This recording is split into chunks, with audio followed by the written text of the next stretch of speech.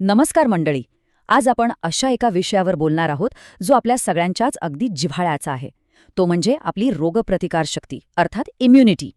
आता उत्तम आरोग्यासाठी चांगली रोगप्रतिकारशक्ती किती महत्वाची आहे हे तर तुम्हाला वेगळ्याने सांगायला नको. पण एक प्रश्न पडतो, त्यासाठी खरंच आपल्याला त्या महागड्या औषधांची किंवा सप्लिमेंट्सची गरज असते का? तर अजिबात नाही. आजच्या या सादरीकरणात आपण पाहणार आहोत की आपल्या घरात, अगदी आपल्या स्वयंपाकघरात सहज मिळणारे साधेसुधे पदार्थ आपली रोगप्रतिकारशक्ती नैसर्गिकरित्या कशी वाढवू शकतात. चला तर मग सुरू करूया. मगाशी मी म्हटल्याप्रमाणे आपल्या स्वयंपाकघरातील हे साधे, रोजच्या वापरातले पदार्थ खरोखरच आपल्याला एवढी उत्तम रोगप्रतिकारशक्ती देऊ शकतात का? तुम्हाला काय वाटतं? बघा, रोगप्रतिकारशक्ती म्हणजे आपल्या शरीराची एक नैसर्गिक ढालच आहे ना, जी आपल्याला वेगवेगळ्या आजारांपासून आणि जंतू संसर्गापासून वाचवते. आणि हो, ही ढाल मजबूत करण्यासाठी आपण नक्कीच आपल्या पारंपरिक आहारावर डोळे झाकून अवलंबून राहू शकतो. वर्षानुवर्षे चालत आलेल्या आपल्या खाण्याच्या सवयी काही फक्त चवीपुरत्या मर्यादित नाहीत, त्यामागे एक खूप मोठं शास्त्र दडलंय. आता या दैनंदिन सवयींमधून कसा मोठा बदल घडतो ते आपण टप्प्याटप्प्याने समजून घेऊया.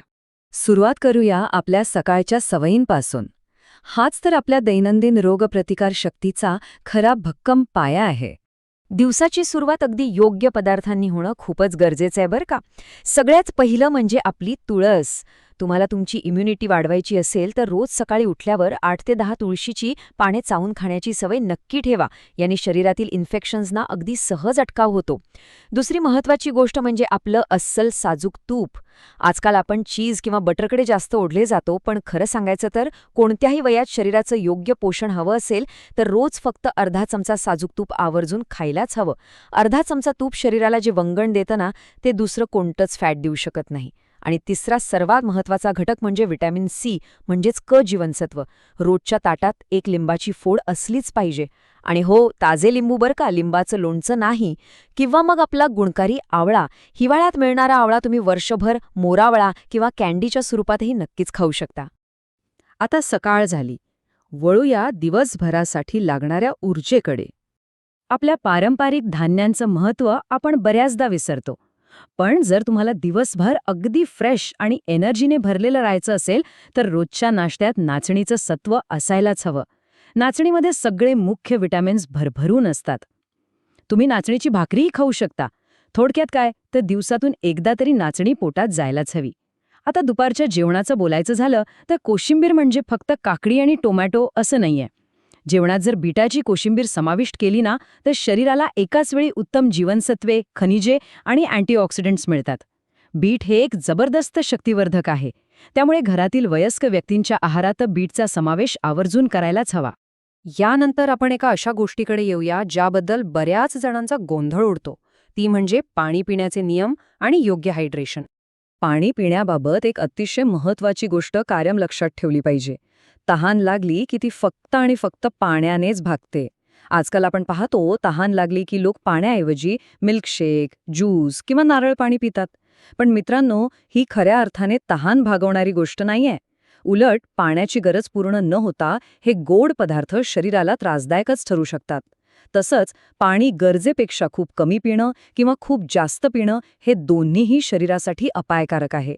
त्यामुळे अगदी सोपा नियम लक्षात ठेवा. जेव्हा तहान लागेल तेव्हा फक्त शुद्ध आणि साधं पाणीच प्या. पाण्यानंतर नंबर लागतो तो दुग्धजन्य पदार्थांचा. इथे वयानुसार काही खास नियम आहेत बरं का. दही कोणी खावं आणि ताक कोणी प्यावं याबद्दल आहारशास्त्रात खूप स्पष्ट नियम सांगितले आहेत. जे प्रौढ आहेत किंवा घरातील वृद्ध व्यक्ती आहेत त्यांनी रोजच्या जेवणात ताक नक्की प्यावं. पण थांबा, ताक म्हणजे फक्त दह्यात पाणी घालून ढवळलेलं मिश्रण नव्हे. जेव्हा आपण लोणी घुसळून काढतो त्यानंतर जे उरतं तेच खरं अस्सल ताक. आणि ह्याच ताकाचा शरीराला खरा फायदा होतो. याच्या अगदी उलट लहान मुलांना मात्र शक्यतो ताक देऊ नये. त्यांच्या वाढत्या वयात आणि शरीरासाठी दुपारच्या जेवणात 2 चमचे ताजे दही देणं हे त्यांच्यासाठी जास्त फायदेशीर ठरतं. चला आता बघूया त्वरित म्हणजेच इन्स्टंट एनर्जी देणारे काही नैसर्गिक आणि गोड पदार्थ. घरामध्ये जर लहान मुले आणि वृद्ध व्यक्ती असतील तर 2 गोष्टी डब्यात कायम असायला हव्यात. एक म्हणजे गूळ आणि दुसरं म्हणजे खडीसाखर. वयस्क व्यक्तींसाठी गुळाचा खडा एखाद्या संजीवनीसारखा काम करतो. कधी अचानक चक्कर आल्यासारखं वाटलं, तोल जातोय असं वाटलं किंवा नुसताच घसा कोरडा पडला तर एक छोटासा गुळाचा खडा चघळल्याने शरीरात तात्काळ ऊर्जा येते. दुसरीकडे आपली लहान मुलं, जी एका जागी कधीच शांत बसत नाहीत, त्यांच्या या सततच्या धावपळीसाठी त्यांना भरपूर ऊर्जेची गरज असते आणि ही ऊर्जा त्यांना मिळते खडीसाखरेतून. त्यामुळे मुलांच्या शाळेच्या डब्यात एका छोट्याशा डबीत थोडी खडीसाखर आवर्जून द्या.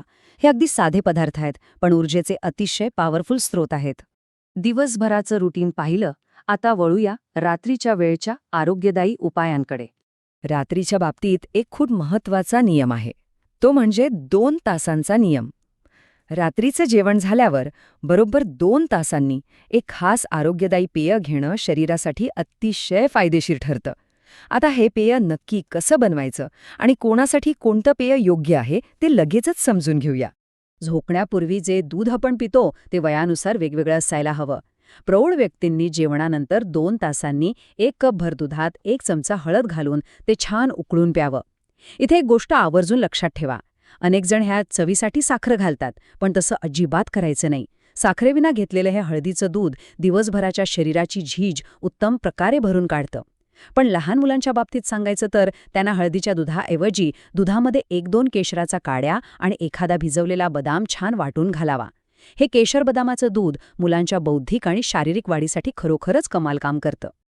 तर मंडळी, पाहिलंत ना, आपल्याच स्वयंपाकघरात अशी कितीतरी साधे पण अत्यंत प्रभावी उपाय दडलेले आहेत. रोज सकाळी तुळस खाणं, साजूक तूप, नाचणी, बीट, योग्य प्रमाणात पाणी पिणं आणि रात्री झोपतानाच ते गुणकारी दूध, या अगदी छोट्या वाटणाऱ्या पण सहज शक्य असलेल्या सवयी आपल्या शरीराची नैसर्गिक ढाल खंबीर करतात. आरोग्य हीच खरी संपत्ती आहे, ही म्हण आपण नेहमीच ऐकतो, पण ती प्रत्यक्षात जगण्याची हीच ती योग्य वेळ आहे.